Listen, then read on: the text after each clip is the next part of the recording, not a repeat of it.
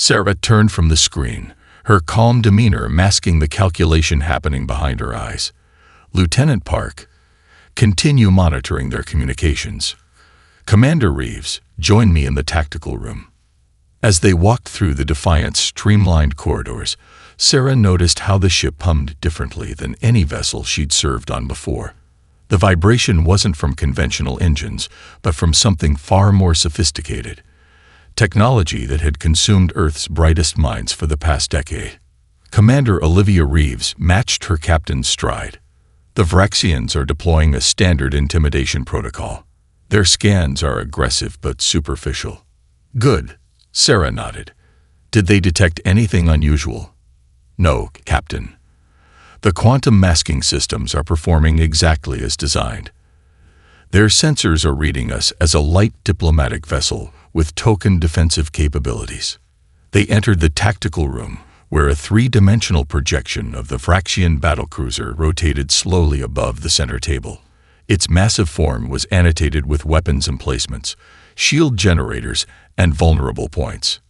Admiral Krastor has a reputation, Reeves said, manipulating the display to zoom in on the battlecruiser's command section. 3 planetary subjugations, 7 interstellar border conflicts, all resolved in the hegemony's favor. He's never accepted a diplomatic solution when military victory was possible. Sarah studied the alien vessel's design. And why would he? The Vraxians have built their empire on overwhelming force. They've never needed subtlety. Which makes us incomprehensible to them, Reeves concluded. Sarah's communicator chimed. Chen here. Chief Engineer Rodriguez's voice came through. Captain, final calibrations complete. The displacement matrix is stable and fully integrated with the ship's systems. We can initiate on your command, but... She hesitated. Speak freely, Maya. The simulations never accounted for a target of this size. We designed Project Horizon to disable a vessel, maybe 2. Not an entire battlecruiser. Sarah exchanged glances with Reeves. What's your assessment? The effect would be more extensive than anticipated. Complete molecular destabilization rather than targeted systems disruption. I can't guarantee we could limit the cascade. A long silence followed as the implications settled over them. Understood, Sarah finally said. Maintain current status. Chen out. She turned to Commander Reeves, whose expression mirrored her own concern. We came prepared to demonstrate a warning, not deliver an execution. The Vraxians don't understand warnings, Reeves replied softly. Their military doctrine is based on decisive victories. Anything less is interpreted as weakness. Sarah stared at the rotating hologram. Inform Earth Command of our situation. Tell them we're proceeding with diplomatic protocols, but the Vraxians are positioning for conflict. She paused. And request guidance on deployment parameters for Project Horizon. As Commander Reeves left to transmit the message, Sarah remained alone with the projection of the enemy vessel. Humanity had worked tirelessly to join the galactic community as equals, not conquerors. Yet here they stood at a precipice, holding a weapon that defied conventional understanding. A weapon born from the creative desperation of a species that had learned throughout its bloody history that survival sometimes required innovation over brute strength. Her communicator chimed again. Captain, they're hailing us again, Lieutenant Park reported. Admiral Krastor is requesting a personal tour of our quaint vessel before formal negotiations begin. Sarah's lips curved into a slight smile. Tell the Admiral we would be honored by his presence. Prepare the ceremonial reception protocols. She straightened her uniform. And Maya, initiate containment procedures for all restricted sections. Our guests don't need to see everything we brought to this encounter. Back aboard the Defiant, Captain Chen stared at the tactical display where the Vraxian fleet continued to grow. 3 more dreadnoughts had emerged from hyperspace, their massive forms sliding into perfect formation with the others. 18 capital ships now, Commander Jackson said quietly. Intelligence reports they've never deployed more than 7 for a planetary subjugation. They're not here for the colonies, Sarah replied. This is about Earth. The Vraxians want to eliminate any potential rival before we develop further. The bridge fell silent as the implications settled over the crew. Lieutenant Park's console chimed, breaking the tension. "Captain, incoming transmission from Earth Command." The view screen shifted to show General Santos, her expression grave but determined. "Captain Chen, your assessment matches our intelligence. The Vraxian hegemony has been monitoring our technological progress with increasing concern. The deployment of the Defiant was the trigger they needed. They can't possibly consider us a legitimate threat," Sarah argued. "Even with our recent advancements, we're decades behind their military capabilities. Unless they've detected something about Project Horizon," Commander Jackson suggested. General Santos shook her head. "Impossible. The quantum masking technology conceals the true nature of the Defiant systems. What concerns the Vraxians isn't what they can detect, but what they can't understand. Humanity has progressed too quickly, developed technologies along paths they didn't anticipate, and unknown variables are threats to be eliminated," Sarah concluded. "Precisely." The general leaned closer to the camera. "Captain, the Security Council has unanimously authorized full deployment of Project Horizon if diplomatic channels fail." Sarah felt the weight of those words. "General, Chief Engineer Rodriguez has indicated the effect would be more extensive than our simulations predicted. We're talking about complete molecular destabilization of their entire fleet." "We understand, Captain. The decision is horrific, but the alternative is worse. Our long-range sensors have detected Vraxian colony ships positioning behind their military screen. This isn't a border dispute. It's an extinction-level threat." When the transmission ended, Sarah stood motionless, processing the burden now placed on her shoulders. The lives of billions against the lives of thousands. "Captain," Commander Jackson's voice interrupted her thoughts. "Admiral Craster's shuttle is requesting docking clearance." Sarah straightened her uniform. "Grant permission. Assemble the reception team." She turned to face her first officer. "The Admiral believes he's coming to gloat before delivering an ultimatum. Let's play into that belief." The Defiant's main airlock cycled open as Admiral Krastor ducked his massive frame through the opening. 4 armed guards flanked him, their chitinous armor gleaming under the ship's lights. "Captain Chen," the Admiral clicked, mandibles working in that distinctive pattern of amusement. "Your vessel is even smaller from the inside. How do you humans function in such confined spaces?" Sarah performed the ceremonial bow of respect that Earth's diplomatic course had determined was appropriate for Vraxian cultural expectations. "We adapt, Admiral. Humans have always excelled at making the most of limited resources." The Admiral's compound eyes reflected the corridor lights as he examined the ship. "Indeed, a necessary skill for a species with such limitations." He gestured toward the hallway. "Show me this technological marvel that your government considers worthy of representing Earth's interests."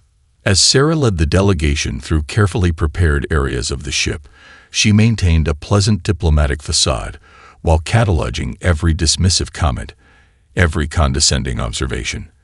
The Admiral believed he was witnessing the futile efforts of an inferior species trying to play at galactic politics. "Your engine room is particularly fascinating," Krastor commented, mandibles clicking rapidly. "Such outdated convergent technology. My engineers would consider this appropriate for a training simulation, perhaps." Maya Rodriguez, standing beside a deliberately ordinary-looking reactor housing that concealed the quantum displacement matrix, smiled thinly. "We find it adequate for our modest needs, Admiral." The tour concluded in the Defiant's observation lounge, where the growing Vraxian fleet was visible through the panoramic windows. "Impressive, isn't it?" Krastor gestured toward his armada. 23 capital ships now, the largest deployment in 50 cycles. His voice lowered. "Tell me, Captain Chen, do you truly believe your adequate vessel stands any chance against such might?" Sarah moved to the window, her reflection superimposed against the distant warships. "Admiral, throughout human history, we've learned one consistent lesson." She turned to face him. It's not the size of the weapon that matters, but how precisely it's used. Dr. Elijah Rahman stared at the simulation results scrolling across his screen, the blue light reflecting off his exhausted face.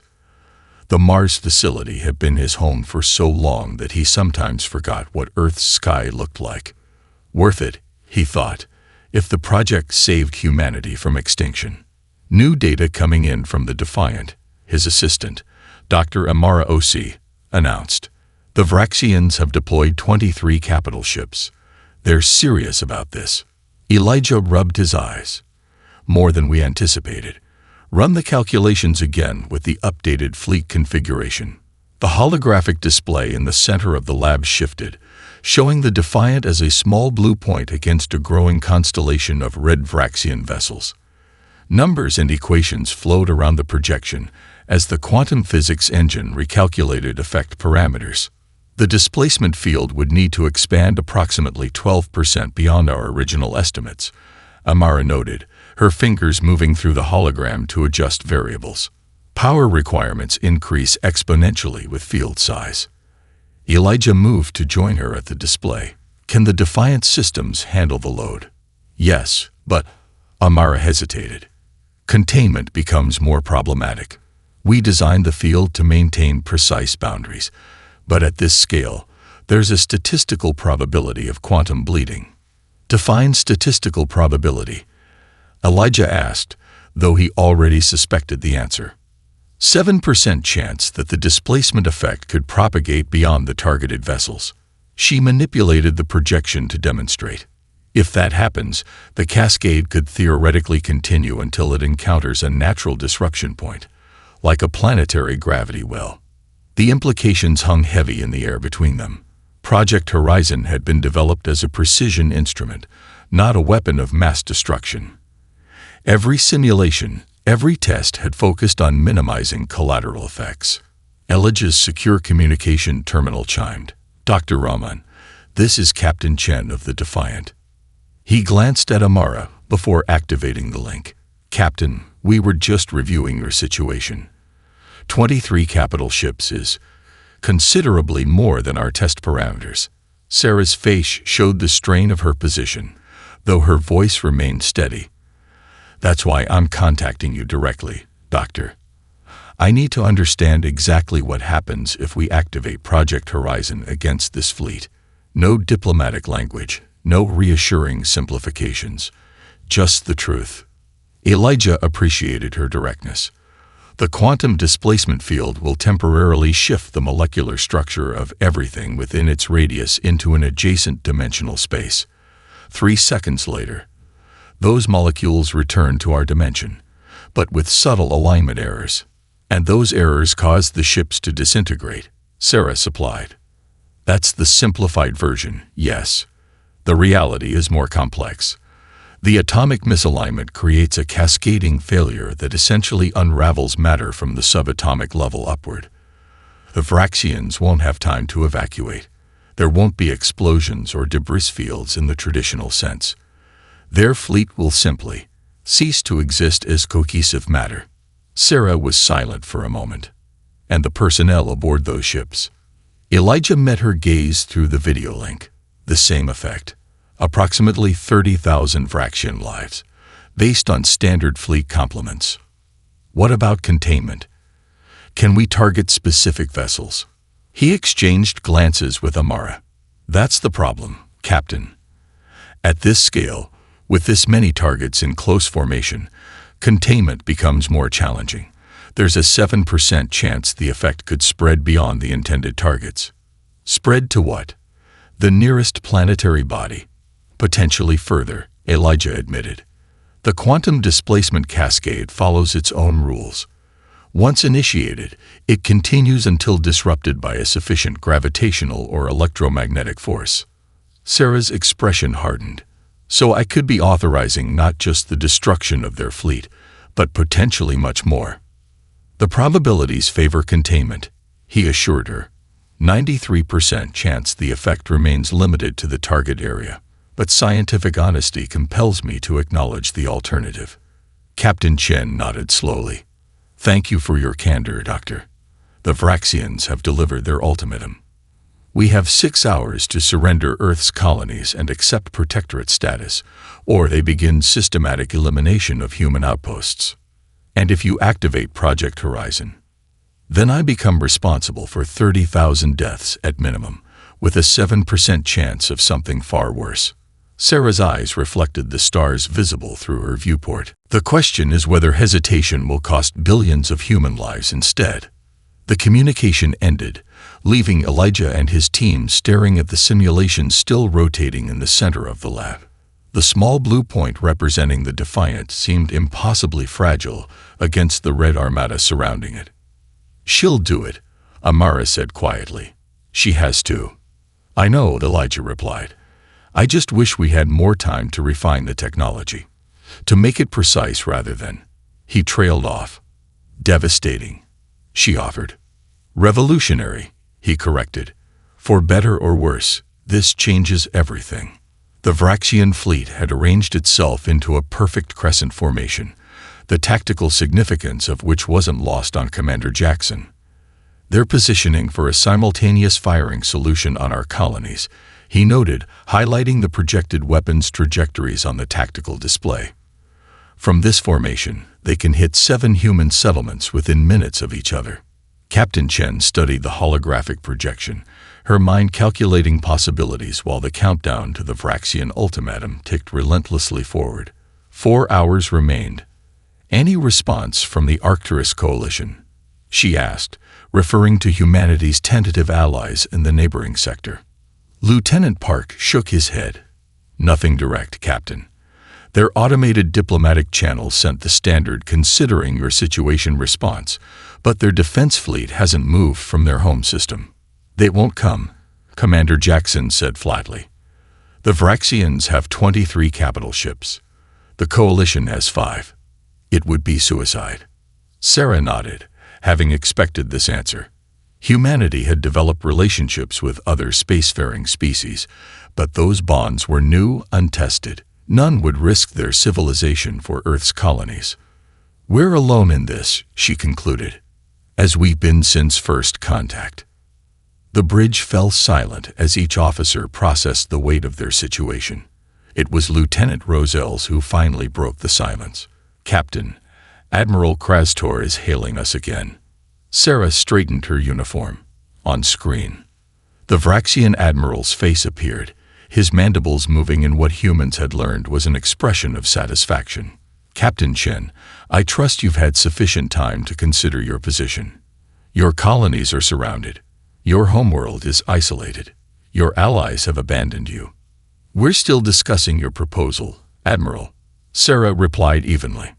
"The evacuation of 7 colonies would require significant planning and resources." Krastor's compound eyes gleamed. "Then allow me to simplify your deliberations. I've decided to offer a demonstration of Vraxian resolve." He gestured to someone off-screen. "Target the research outpost on Ta City IV. Minimal weapons only. We don't want to damage potential Vraxian property." Sarah's hands tightened on the arms of her command chair. "Admiral, that outpost contains civilian scientists and their families. Over 300 non-combatants. Then they should evacuate within the next 15 minutes. His mandibles clicked rapidly in amusement. "Consider it motivation to accelerate your decision-making process." The screen returned to the view of the Vraxian fleet. Sarah was on her feet immediately. "Lieutenant Park, warn the outpost. Commander Jackson, move the Defiant between the fleet and Ta City IV." As officers rushed to comply, Chief Engineer Rodriguez spoke up from her station. "Captain, if we position ourselves there, we'll need to expand the quantum displacement field even further to encompass the entire fleet. That increases the containment risk significantly." Sarah's expression was grim. "Noted, Chief. Begin charging the displacement matrix. Authorization, Chen Omega-7. The ship hummed with subdued energy as the hidden systems awakened.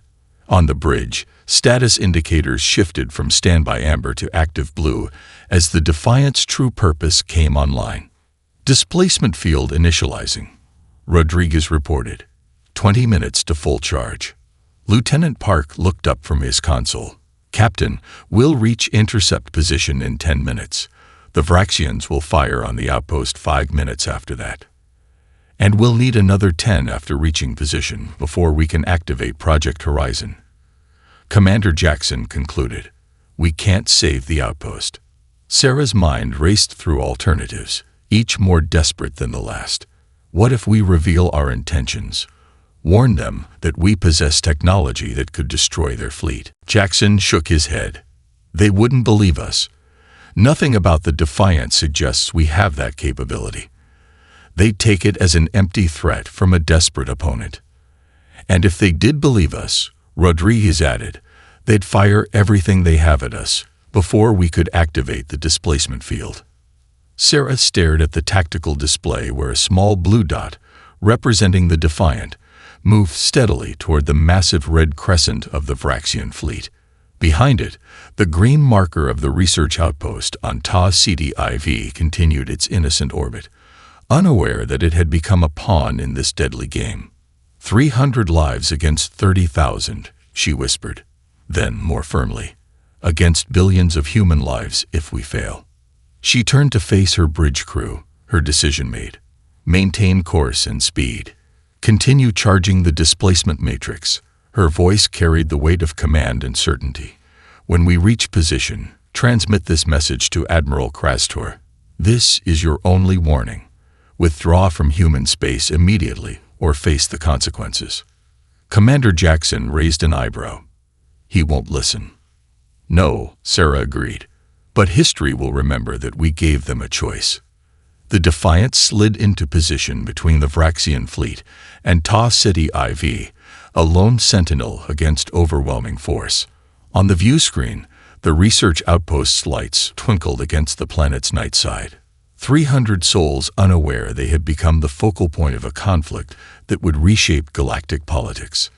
We've reached intercept coordinates, Lieutenant Park announced. Vraxian weapons platforms are tracking us, but not targeting. They're still focused on the outpost. Captain Chen nodded. Transmit our warning to Admiral Krastor. Seconds ticked by intense silence. The response was swift and predictable. Captain Chen. Admiral Krastor's voice filled the bridge, dripping with condescension. Your posturing would be admirable if it weren't so pathetic. What exactly do you hope to accomplish by placing your insignificant vessel in our firing line? Become martyrs. Sarah maintained her composure. This is not posturing, Admiral. Withdraw your fleet immediately, or we will be forced to take defensive action. The Vraxians' mandibles clicked rapidly, their equivalent of mocking laughter. With what weapons? Our scans show you possess nothing that could penetrate even our fighters' shields, let alone a capital ship. Not all weapons appear on standard scans. Admiral. A pause. The first hint of uncertainty. You're bluffing, human. Sarah gestured to Lieutenant Park, who muted the transmission. Displacement field status. 87% charged, Captain. Chief Engineer Rodriguez reported. 7 minutes until full power. Sarah nodded. Unmute.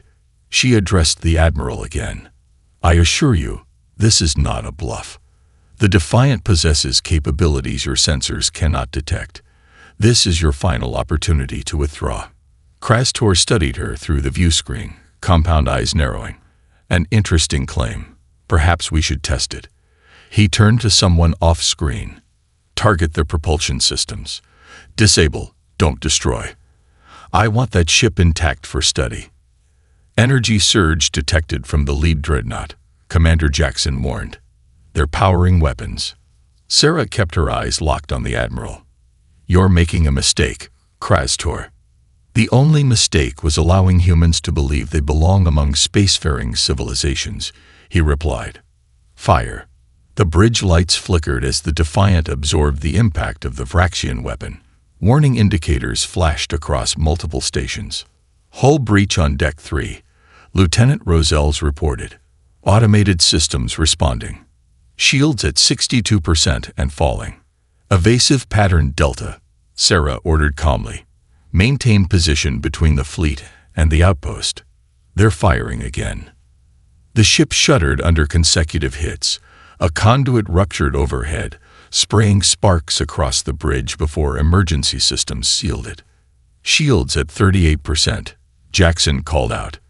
"We can't take much more of this." Chief Engineer Rodriguez's voice cut through the chaos. "Displacement field at 93%. I can initiate with reduced efficiency." Sarah gripped her command chair as another blast rocked the ship. Risks? Unpredictable field propagation. The targeting precision will be compromised. Meaning? We might miss some of their fleet, or... Rodriguez hesitated. The field might extend beyond our intended targets.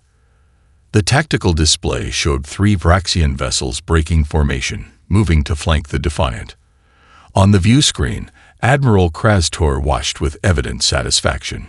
"Your mysterious weapon seems to have failed you, Captain Chen," he observed. "A pity. I was almost concerned for a moment." Another hit sent a crew member flying across the bridge. Sarah helped them up, her decision crystallizing in that moment of contact. "All personnel, secure for quantum displacement," she ordered, activating ship-wide communications. "Chief Rodriguez, initialize Project Horizon." "Captain," Rodriguez warned, "the field isn't fully charged. We can't guarantee." "I understand the risks," Sarah interrupted. "Do it now." As her crew braced for the unknown, Sarah opened a final channel to the Vraxian flagship. "Admiral Krastor, you were warned." Confusion flickered across the alien's features. "What primitive trick is this?" Sarah didn't respond. Instead, she closed her eyes briefly, the weight of 30,000 lives, possibly more, settling across her shoulders. "Displacement field activating," Rodriguez announced. "Matrix synchronized. Quantum shift in 3, 2, 1. Time seemed to slow as the Defiant's hidden systems engage. There was no dramatic surge of power, no blinding light, just a subtle vibration that passed through the ship and beyond, like a ripple disturbing the fabric of reality itself. On the view screen, Admiral Krastor's expression shifted from confusion to shock as his sensors finally detected something his civilization had never encountered before. He reached for his communication controls just as the quantum displacement wave washed over his vessel. And then, silence. Sarah opened her eyes to a view that would haunt human history forever. 23 Vraxian capital ships frozen in space, their sleek forms shimmering slightly as atomic bonds prepared to fail on a scale never before witnessed in the galaxy. "Displacement complete," Rodriguez whispered. "Reintegration in 3 seconds." The bridge crew held their breath, united in the terrible knowledge of what would happen next. 3 seconds lasted an eternity. The bridge crew of the Defiant remained motionless, each heartbeat marking time as they witnessed history pivoting on this moment. Captain Chen's gaze never left the view screen, her responsibility demanding she observe the consequences of her command. "Molecular reintegration beginning," Chief Engineer Rodriguez reported, her voice barely above a whisper. It started with the nearest Vraxian fighter. A slight shimmer ran across its hull like heat waves over desert sand. Then, as if someone had simply erased a line drawing, the craft's outline blurred. There was no explosion, no dramatic fragmentation, just matter losing cohesion at the subatomic level. Where a vessel had been seconds before, a cloud of glittering particles now drifted, catching the light of Tau Ceti like cosmic dust. The effect spread outward in perfect silence. Ship after ship, from smallest scout to massive dreadnought, unraveled as fundamental forces failed to maintain molecular structure. The quantum displacement wave rippled through the Vraxian fleet with methodical precision. On the tactical display, red indicators representing enemy vessels winked out one by one. "My God," Commander Jackson breathed. "It's actually working." The flagship was the last to go. For a brief moment, Admiral Krastor's face remained on the view screen, compound eyes widening in comprehension as his vessel disintegrated around him. His final expression wasn't fear but stunned revelation, the look of someone who had drastically, fatally underestimated their opponent. Then he too was gone, leaving only silence and a slowly expanding cloud where 23 capital ships and their support vessels had been. Captain Chen broke the spell that had fallen over the bridge. Status report. Lieutenant Rosells found her voice first. All Vraxian vessels. Neutralized, Captain. No remaining signatures. No debris patterns consistent with conventional destruction. Displacement field stability. Sarah asked, turning to Rodriguez. The engineer studied her readings with intense focus. Field collapsed as designed, Captain. No evidence of cascade beyond the targeted vessels. She looked up, relief evident in her expression. We got lucky. The 7% risk didn't materialize. Sarah allowed herself a small exhale. Not quite relief. Not while 30,000 lives weighed on her conscience. Damage report. Hull breaches on decks 3 and 4, contained by emergency systems. Propulsion at 60% capacity. Communications array damaged, but functional. No casualties. Open a channel to Earth Command. Sarah ordered.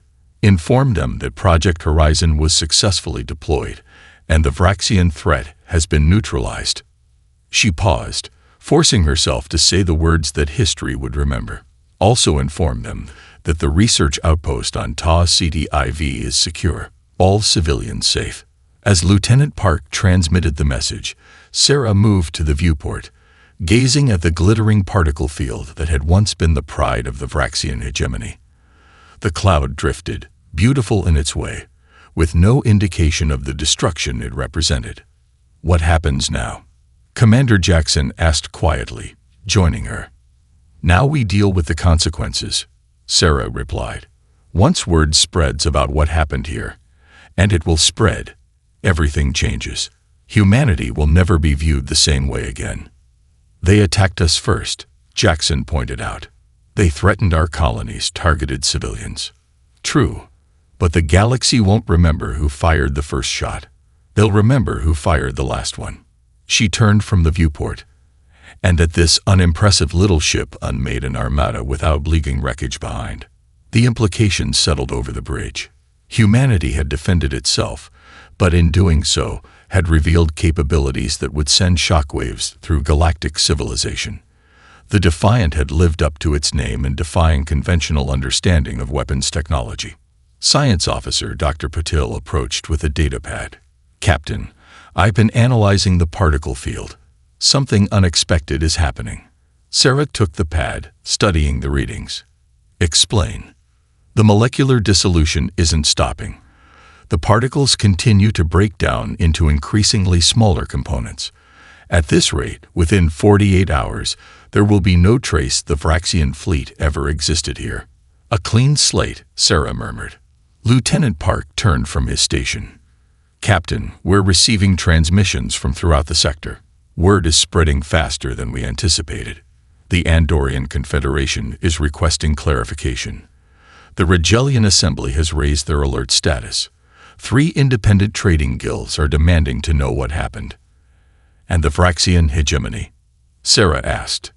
Silent for now, but their border patrols are mobilizing. Sarah nodded, understanding the storm that was coming. Set course for Earth, maximum sustainable speed. We need to prepare for what's next. As the Defiant turned away from the glittering remains of the Vraxian fleet, Captain Chen took one last look at the view screen. In the distance, the lights of the research outpost still twinkled against Ta City IV's surface, 300 lives continuing because of the choice she had made. Whether history would judge her as a hero or monster remained to be seen. But in this moment, watching those lights, Sarah allowed herself to believe it had been worth the cost. The Defiant docked at Earth Orbital Station 1 amid a surreal atmosphere. There were no cheering crowds, no victory celebrations. Just silence as station personnel watched the unassuming vessel that had changed humanity's place in the galaxy forever. Captain Chen stepped through the airlock to find General Santos waiting, flanked by 2 aides carrying secure data tablets. The general's expression revealed nothing as she extended her hand. Captain, well done. Sarah accepted the handshake. Was it, General? I'm not sure history will agree. History is written by the survivors, Santos replied quietly. And thanks to you, humanity will continue writing its story. She gestured toward a private briefing room. The Security Council is waiting for your report. As they walked, Sarah noticed how station personnel stepped aside, their expressions a mixture of awe and unease. Word had spread quickly about what the Defiant had accomplished. What's the official response from the Vraxian hegemony? Sarah asked once they were alone in the corridor. Confusion, initially. Their leadership is fractured without Admiral Krastor and his command staff. Some factions are calling for immediate retaliation. Others are urging caution. The general's voice lowered. They don't understand what happened, Sarah. Neither do our allies. The quantum dissolution left no wreckage, no radiation signature, nothing consistent with known weapons technology. That was the point, Sarah replied. Conventional defenses are designed against conventional attacks. Yes, but now everyone wants to know what we've created. General Santos stopped before entering the briefing room. The Arcturus Coalition has withdrawn from 3 joint research initiatives. The Cephalid Confederation has closed their borders to human ships. They're afraid of us, Sarah. As they should be, came a new voice. Dr. Elijah Rahman approached from a side corridor, looking even more exhausted than when Sarah had spoken with him from the Defiant. If they understood what Project Horizon actually did, they'd be terrified. Sarah studied the scientist, surprised by his presence. I thought you never left Mars. The Security Council insisted, he replied with a tight smile. Apparently, they want the creator of humanity's most devastating weapon present for discussions about its future. Inside the briefing room, 12 holographic projections surrounded a central table, the members of Earth's Security Council attending remotely to maintain operational security. As Sarah entered, their conversations ceased. Captain Chen. Council President Okafor began. Your mission report has been reviewed. The elimination of the Vraxian threat is confirmed. Earth and her colonies are safe. She paused. However, we now face new challenges as a result of your actions. Sarah stood at attention. I understand, Madam President. I take full responsibility. This isn't about assigning blame, Captain, another counselor interjected. It's about managing the consequences. 4 hours ago, the Andorian Confederation officially requested information about the weapon used against the Vraxian fleet. The Rigelian Assembly has suspended our mutual defense pact pending clarification of Earth's military capabilities. Even the Arcturus Coalition, our closest allies, have expressed grave concerns. They're scared, Dr. Rahman stated flatly, as any rational species would be after witnessing what we've accomplished. The question now, President Okafor continued, is how we proceed.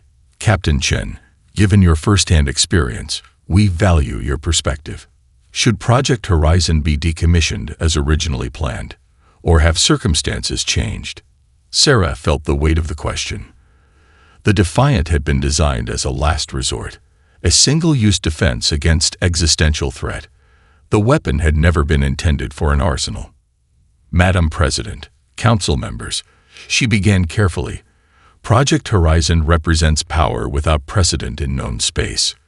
Power that could easily corrupt. If we maintain this capability, other species will pursue similar technologies out of fear. If we demonstrate our willingness to use it repeatedly, we become the very threat we sought to defend against. She straightened her shoulders. I recommend complete decommissioning of the quantum displacement technology. The Defiant should be permanently retired, and all research data secured under multinational oversight. That's remarkably idealistic, Captain, a military counselor remarked. The Vraxians still pose a threat. Their central government may be in disarray, but their colonial forces remain intact. And they'll be seeking vengeance, another added. Dr. Rahman stepped forward. If I may, council members, Captain Chen is right about the dangers of this technology. However, there's another aspect to consider. He activated a holographic display showing molecular structures. The research that led to Project Horizon has civilian applications that could transform society. medical treatments, energy production, manufacturing processes that require minimal resources. You're suggesting we pivot from weapon to innovation? President Okafor asked. I'm suggesting we show the galaxy that humanity's greatest strength isn't our capacity for destruction, but our creativity. Raman glanced at Sarah. The question isn't whether to maintain the weapon, but what to do with the knowledge that created it. The council chambers fell silent as the implications settled over them. 6 months after what historians now call the Ta City dissolution, Captain Sarah Chen stood at the observation deck of Neutral Station 9.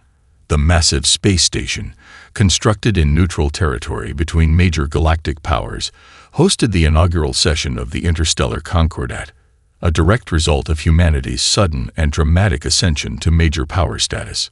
Sarah watched as delegates from 27 spacefaring civilizations filed into the Grand Assembly Chamber. Some species she recognized, others she had only read about in xenobiological journals, yet all had come in response to humanity's invitation, an invitation few dared decline. Nervous? Commander Jackson asked, joining her at the viewport. Cautious, Sarah corrected. We're walking the diplomatic tightrope between reassurance and deterrence. Well, you look appropriately intimidating in the new dress uniform, he observed with a slight smile. Sarah glanced down at the sleek black uniform with silver trim, the recently commissioned diplomatic attire for Earth's representatives. The irony isn't lost on me. 6 months ago, I commanded a vessel disguised to look harmless. Now we're deliberately crafting an imposing image. Perception matters in galactic politics, came a voice behind them. Dr. Elijah Rahman approached, looking considerably healthier than when Sarah had last seen him. His research had taken him away from the underground Mars facility and into the forefront of Earth's scientific renaissance. Doctor, Sarah acknowledged with genuine warmth. I didn't expect to see you here. I thought you were overseeing the new Quantum Applications Institute. I am, he nodded. But President Okafor insisted that the scientific perspective be represented alongside the military one. He gazed out at the assembled ships docked around the station, vessels from across known space, maintaining careful distance from each other. They're still afraid of us. That's why we're here, Sarah replied. To change that perception. A chime sounded, indicating the assembly was about to begin. The 3 humans made their way to the entrance of the chamber, where they were met by Ambassador Williams. Captain Chin, he greeted her formally. You'll be speaking third, after the President's welcome and my introduction of the Concordat principles. Remember to emphasize both our commitment to peace and our capacity to defend ourselves if necessary. Sarah nodded, feeling the weight of responsibility. Her words today would help define humanity's relationship with the galaxy for generations to come. As they entered the assembly chamber, conversations hushed. All eyes, optical sensors, and sensory organs turned toward the human delegation. Sarah noted the Vraxian representatives, now led by Subcommander Thexkor, following their government's reorganization, watching her with particular intensity. President Okafor's address was brief but powerful, emphasizing humanity's desire for peaceful coexistence while acknowledging the recent conflict. Ambassador Williams followed with an outline of the proposed Concordat, a framework for diplomatic, scientific, and cultural exchange that would bind signatory species in mutual cooperation. Then it was Sarah's turn. She approached the central podium, acutely aware of how her uniform and bearing projected an image of humanity far different from the one the galaxy had held 6 months ago. The silence was absolute as she began. Distinguished representatives, I stand before you not as a conqueror, but as a survivor. Humanity did not seek conflict with the Vraxian hegemony. We developed the quantum displacement technology because we had no choice. She paused, making eye contact with several delegates, including Thexkor. But having developed it, we now face a more difficult challenge, the responsible use of power. Sarah gestured toward Dr. Rahman. The same principles that created a weapon capable of molecular dissolution have now been directed toward healing and creation. The Quantum Applications Institute has already developed treatments for 3 previously incurable diseases. Our energy production facilities now operate at efficiencies thought theoretically impossible. Murmurs spread through the assembly. This was new information for many present. Humanity could have chosen dominance, she continued. Instead, we choose cooperation. The technology that saved us from extinction will now be adapted to save lives across the galaxy. The cephalid ambassador's tentacles rippled with bioluminescent patterns, indicating skepticism. Yet you maintain this capability for war, do you not? Sarah met the ambassador's compound gaze steadily. We would be fools not to protect ourselves in a dangerous galaxy, but we have permanently retired the Defiant. The quantum displacement matrix has been decommissioned under multinational oversight. She let that sink in before adding, however, I would be dishonest if I claimed we had not learned from our experience. The true lesson of the Defiant wasn't about weaponry, but about perspective. While others built bigger guns, humanity thought differently. That approach, that capacity for unexpected innovation, remains our greatest strength. The assembly chamber fell silent again, each representative contemplating the implications. In that moment of quiet reflection, Sarah knew she had struck the perfect balance: reassurance without weakness, confidence without arrogance. Sub-Commander Thexcor rose from the Vraxian delegation.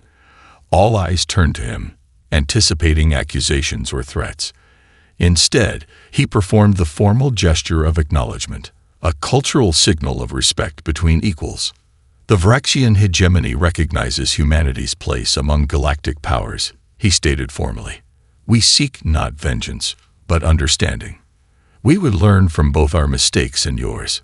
As Sarah returned to her seat, Commander Jackson whispered, You just made history. We all did, she replied, watching as species that had been enemies for centuries now cautiously engaged in dialogue. The moment the Defiant faced that fleet, everything changed. For the better, Dr. Rahman asked quietly. Sarah considered the question as delegates began to debate the specifics of the Concordat. That remains to be seen, she finally answered. But we've earned the right to find out. Outside the station, the stars continued their eternal vigil, indifferent to the politics of the species that traveled between them. Yet within that assembly chamber, a new understanding was forming, one built on the revelation that true power came not from the size of one's weapons, but from the capacity to think beyond conventional limitations. Humanity had entered the galactic stage, not as conquerors, but as innovators, and in a universe of endless possibilities that made them the most formidable species of all.